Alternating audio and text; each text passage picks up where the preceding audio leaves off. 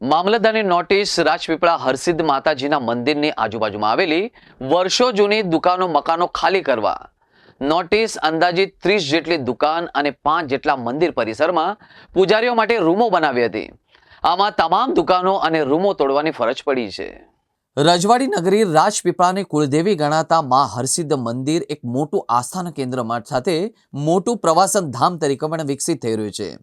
423 વર્ષે પૌરાણિક મંદિર નિર્માણ કરવામાં આવ્યું હતું, ત્યારે રજવાડી લુક હતું। સમય જતાં જ મંદિર હિન્દુ દેવસ્થાન કમિટી હસ્તક આવ્યું અને સંચાલકો દ્વારા મંદિરમાં આવકનો સ્ત્રોત ઊભો કરવા પરિસર અને આજુબાજુના પ્રોટેક્શન વોલ પર દુકાનો બનાવી હતી, જે અંદાજિત 30 જેટલી દુકાન અને 5 જેટલા મંદિર પરિસરમાં પૂજારીઓ માટે રૂમો બનાવી હતી। આમાં તમામ દુકાનો અને રૂમો તોડવાની ફરજ પડી છે। મળતી માહિતી અનુસાર હરસિદ્ધિ માતાજીનું પ્રાંગણ મોટું બનાવવાનું છે, સારા લુક અને પ્રવાસીઓના આકર્ષણને લઈને વિકાસ કરવાનું છે।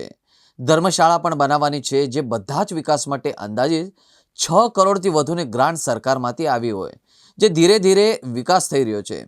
ત્યારે આ વિકાસ માટે જૂની દિવાલો તોડવી પડે તેમ છે। હાલ 30 દુકાનોને ખાલી કરવાની માહિતી પણ આપવામાં આવી છે।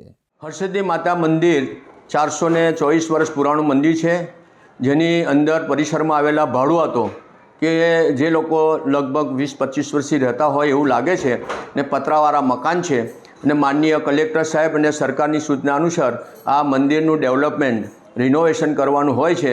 એમની સૂચના અનુસાર માનનીય મામલતદાર સાહેબની સૂચનાથી એમને જે ભાડુઆતો છે અંદર રહેતા ફેમિલી એ લોકોને એમ કે ખાલી કરવા સૂચના આપેલી, તેમ છતાં એ લોકોએ 14/12થી સૂચના આપી, ત્યાર પછી ફરી 5 દિવસે સૂચના આપી, તેમ છતાં ખાલી કરેલ નથી। અને ગઈકાલે 7 તારીખે એમની મુદત પૂરી થતી હોય, જેથી આજ રોજ સવાર 8 કલાકે પોલીસ સ્ટાફ સાથે માનનીય મામલતદારશ્રી ટ્રસ્ટીઓશ્રીઓ હાજર રહી અને કુલ 8 ભાડુઆતો અને 1 દુકાન છે અંદર, એ બધા મકાનોને સીલ મારવામાં આવેલું છે।